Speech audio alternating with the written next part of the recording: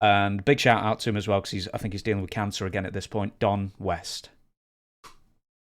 Yeah, Don's one of my favorite people with TNA. I don't think he was given enough credit for what he did. He was not a wrestling guy when he was brought in. He was pretty much a good salesman.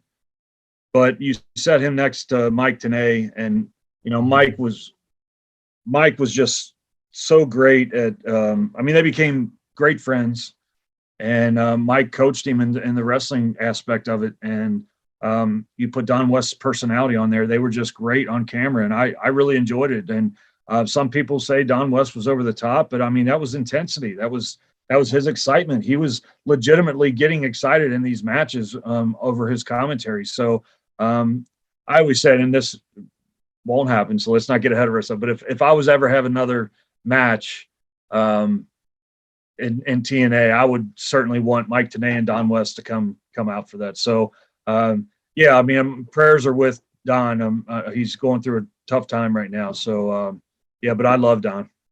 Just because you mentioned him, I hadn't written this on the list, but Mike Tenay, apart from being a commentator, did he do producing of backstage segments as well? What were his other roles in the company? I don't remember him doing producing. I think he was. I don't even know if he was part of the writing team, but I think in their production meetings, he would certainly throw his 2 cents in because he. I mean, we make a joke that he's the professor of wrestling. I mean, he could just take any crap you throw at him, and he'll try to make some sense out of it. But Mike was just so.